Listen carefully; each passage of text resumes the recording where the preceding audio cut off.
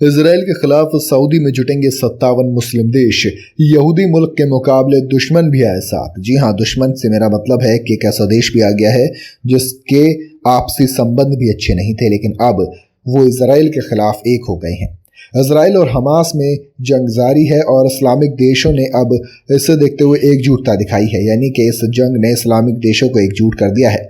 अब तक इस मसले पर सदा हुआ रुख अपना रहे सऊदी अरब ने अब बड़ा कदम उठाया है। सऊदी अरब ने इस्लामिक सहयोग संगठन में शामिल 57 देशों की मीटिंग बुला ली है और अहम बात तो ये है कि इस बैठक में ईरान के राष्ट्रपति इब्राहिम रईसी भी शामिल होंगे। ये बात जरूरी इसलिए हो जाती है क्योंकि ईरान और सऊदी अरब अलग अलग ध्रुव पर रहे हैं। ऐसे में रईसी के सऊदी अरब दौरे पर पूरी दुनिया की नज़र होगी। वो 2012 के बाद ईरान के पहले राष्ट्रीय अध्यक्ष हैं जो सऊदी अरब का दौरा करने वाले हैं। ईरान और सऊदी अरब के 7 सालों से संबंध बेहद ख़राब थे, लेकिन इस साल मार्च में चीन की मध्यस्थता से दोनों देश करीब आए थे। सऊदी अरब की ओर से आयोजित ये समिट उसके शहर जद्दा में होगी और जद्दा के समिट में ईरान भी आएगा। इससे पहले अरब देशों की एक इमरजेंसी मीटिंग होने वाली है। इस बैठक में इसराइल और हमास युद्ध पर ही चर्चा होगी। ईरानी प्रशासन ने बताया राष्ट्रपति रईसी इस्लामिक सहयोग संगठन में हिस्सा लेंगे। इस्लामिक सहयोग संगठन के देश लगातार इसराइल की निंदा कर रहे हैं और मांग है कि वो हमले रोक दे।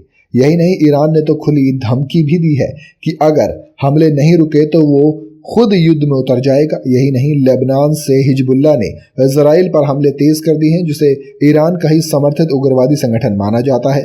गाजा की बात करें तो गाजा में अब तक 10,000 से ज्यादा फिलिस्तीनी नागरिकों की मौत हो चुकी है, जिस पर अरब देश बेहद नाराज हैं। फिलिस्तीन में मरने वाले लोगों में 4,000 तो बच्चे ही थे। वहीं बेंजामिन नेतन्याहू का कहना है कि हमने गाजा को घेर लिया है और हमास के खात्मे तक हमले नहीं रुकेंगे। वापस अगर सऊदी पर आए तो सऊदी के क्राउन प्रिंस मोहम्मद बिन सलमान और ईरानी राष्ट्रपति इब्राहिम रईसी के बीच 12 अक्टूबर को फ़ोन पर भी बात हुई थी। इस मीटिंग में दोनों नेताओं ने सहमति जताई थी कि हमें फ़िलिस्तीन के मसले पर साथ आना चाहिए। दरअसल उन देशों की बात कर लेते हैं जो इसराइल को देश ही नहीं मानते हैं। बता दें कि सऊदी अरब और ईरान दोनों ही इसराइल को मान्यता नहीं देते। इसके अलावा पाकिस्तान, बांग्लादेश, कतर जैसे कई और मुस्लिम देश हैं जो इसराइल को मान्यता नहीं देते। इसराइल पर हमला करने वाले हमास को लेकर भी माना जाता है कि उसे ईरान से आर्थिक और सैन्य सहयोग मिलता है। ऐसे में ईरान कहीं ना कहीं देश के साथ आता है, गाजा के साथ आता है और अब वो इस्लामिक संगठन जो देश हैं उनके भी साथ आ रहा है, हमास के साथ आकर इसराइल के खिलाफ होकर।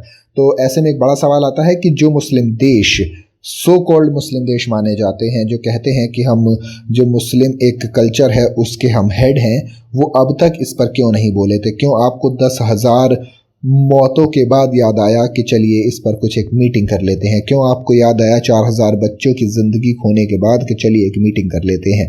क्यों ये सब मदद पहले नहीं दी गई? क्यों मुस्लिम देशों ने आगे बढ़कर इसराइल के खिलाफ गाजा के साथ नहीं आना सही समझा, अब तक उसके साथ नहीं आना मुनासिब समझा? आपको क्या लगता है इसके पीछे क्या वजह होगी? मुझे कमेंट में ज़रूर बताइएगा।